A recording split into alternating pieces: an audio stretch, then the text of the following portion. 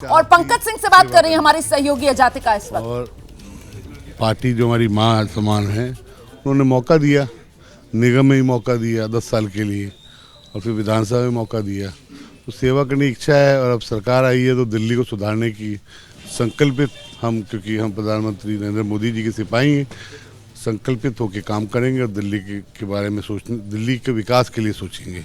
और ये मन में हमेशा भावना रही है, तो इसलिए ट्रांजिट हुआ। जो ऑफिशियल गैजेट और जो इन्फॉर्मेशन आई है उसमें भी आपका नाम आ गया है बतौर मंत्री के तौर पर शपथ लेने के लिए। ऐसे में कितना खास हो जाता है ये पल? कौन कौन से वो काम है जो अब ऐसे में जो आप वादा कर कर आए हैं दिल्ली वासियों को, उन पर कंसंट्रेट करेंगे? और कौन से वो काम है जो पहले 90 दिनों में या कहीं 1 महीने में पूरे करने वाले हैं, सफल करने वाले हैं? देखिए, मैं पूर्वांचल से बिलोंग करता हूँ, अनंतराज कॉलोनी में रहता हूँ। आपने जैसे बताया, मैं पेशे से डॉक्टर हूँ। यहाँ की मूलभूत सुविधा जो 11 वर्षों में ख़त्म हो गई है, जो आम आदमी पार्टी ने यहाँ की मूलभूत सुविधाओं को जड़ से उखाड़ फेंका है, जैसे साफ़ पीने के पानी से लेकर गंदे पानी की निकासी को लेकर, रोड के नाम पे कुछ नहीं है। गड्ढे में रोड है कि रोड गड्ढे में है, ये भी जानना मुश्किल हो जाता है। कूड़ों के पहाड़ हैं। ये सब हमारी प्रायोरिटी रहेगी कि इसको साफ़ करें। यमुना जी जो हमारा छठ पूजा हमारी आस्था का केंद्र है, जिसके 11 वर्षों से आम आदमी पार्टी ने, केजरीवाल ने धोखा दिया पूर्वांचल के लोग को, ये सब हमारी प्रायोरिटियों की लिस्ट में है, जिसको हमें पूरा करना है। पीने के साफ स्वच्छ पानी देना हमारा मेरा व्यक्तिगत प्राइमरी टारगेट है, खासकर अपने क्षेत्र की जनता को, अपने आसपास के क्षेत्र को, कि पीने का पानी साफ मिले और जो उनका हक है। क्योंकि आपका क्षेत्र बहुत बड़ा है, सबसे बड़ा क्षेत्र विकासपुरी है, तो चैलेंजेस भी अपने आप में और ज़्यादा बढ़ जाते हैं। उसके साथ में पानी का जो चैलेंज है वो लंबे समय से चलता आ रहा है। इसमें चुनाव में भी हमने देखे को मिला कि बीजेपी लगातार आक्रामक थी आम आदमी पार्टी के ऊपर। तो पानी को लेकर जो पॉलिसीज़ हैं कैसे बदलने वाली हैं, क्या आप करने वाले हैं 90 दिनों में? मैम देखिए, ना पानी की कमी है, ना पानी को सिर्फ देने की और विजन की कमी है। और अगर आप देखेंगे पिछले 10 दिन में हमने तो ये पंकज सिंह है अजातिका जिनसे बात कर रहे हैं, विकासपुरी से इस बार चुनकर आए हैं। और गौर करने वाली बात यह है कि 2008 जब से विकासपुरी सीट अस्तित्व में आई, कभी यहां पर बीजेपी को जीत नहीं मिली थी। और ये पहला मौका 2025 में जब पंकज सिंह ने विकासपुरी सीट पर कमल खिलाया है, पूर्वांचली चेहरा है और इसका तोहफा उन्हें मंत्री बनाकर पार्टी की तरफ से दिया जा रहा है। अब मैं सीधे आपको लेकर चलूंगी रामलीला मैदान। हमारे सहयोगी अंकित गुप्ता वहीं पर मौजूद है, जरा जानते हैं अंकित गुप्ता से। अंकित, अभी क्या तस्वीर दिख रही है? रामलीला मैदान के इर्द गिर्द रौनक बढ़ती हुई नजर आ रही है।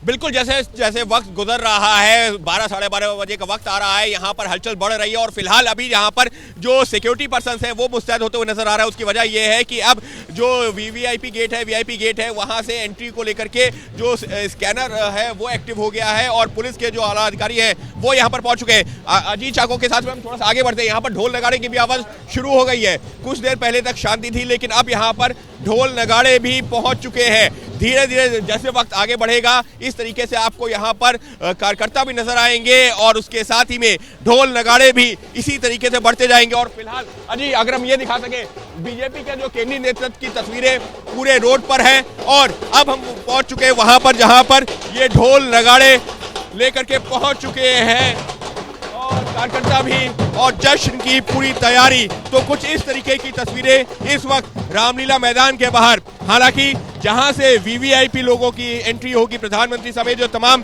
जो दिग्गज लोग हैं, बड़े नेता हैं, वो पहुंचेंगे, वो गेट तो दूसरा है, लेकिन ये वो गेट है जहां से कुछ देर में कार्यकर्ताओं की एंट्री शुरू होगी। और इस वजह से ही यहाँ पर सुरक्षा के कड़े इंतजाम तो हैं ही, लेकिन दिलचस्प ये है कि अभी शपथ ग्रहण को करीबन 4 घंटे का वक्त 3 घंटे का वक्त बाकी है।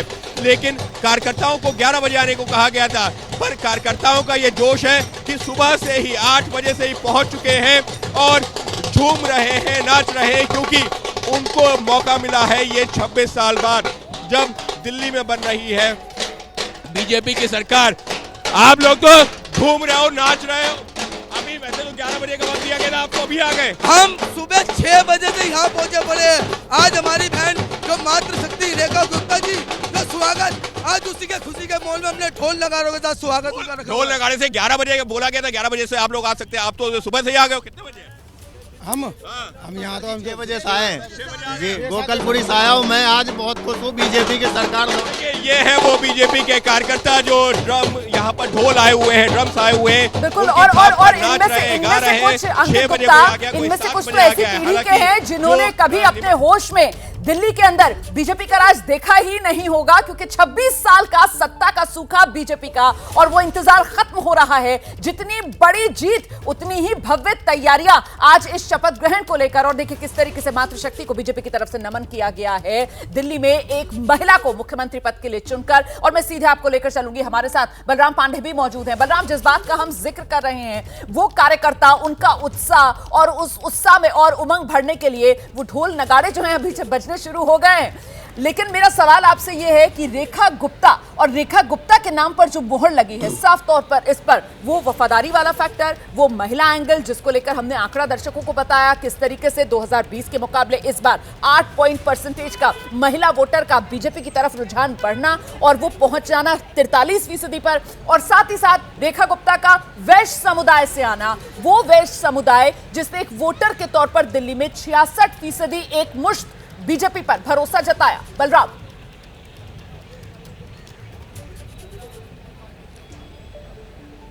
बिल्कुल सही बात है। जिस तरीके से बीजेपी ने रेखा गुप्ता पर भरोसा जताया है, उसको लेकर के लगातार ये चर्चा हो रही है कि आखिरकार तमाम ऐसे नाम थे, तमाम ऐसे नेता जो बहुत ही अनुभवी थे, तमाम बार के वो विधायक थे, लेकिन पहली बार जब शालीमार बाग से वो जीत करके आई और उन्हें सीधे मुख्यमंत्री की कुर्सी दे दी गई, तो इसके पीछे की वजह क्या है ये हर कोई जानना चाहता है। तो आपको बता दें रोमाना कि शालीमार बाग से रेखा गुप्ता जीत के आई हैं पहली बार, और उन्हें मुख्यमंत्री की शपथ आज दिलाई जाएगी। और बीजेपी ने उन पर सबसे ज्यादा भरोसा इसलिए जताया है क्योंकि कई वजह हैं।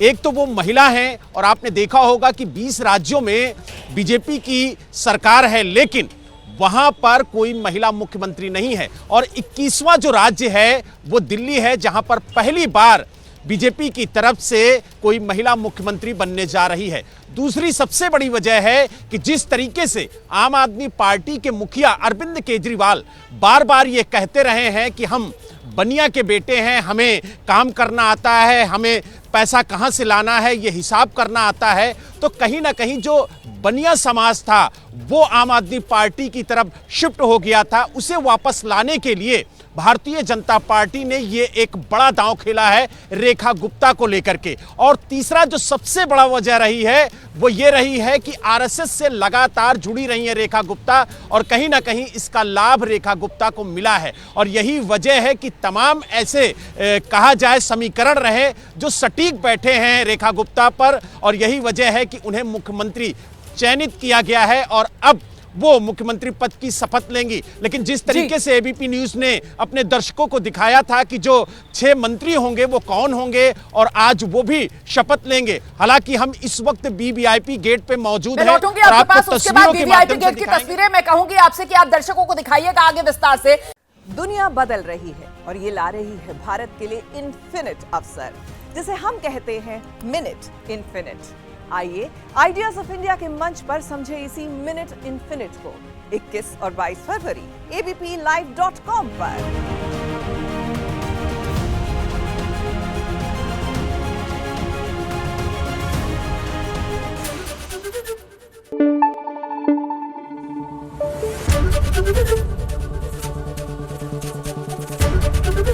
एबीपी न्यूज आपको रखे आगे।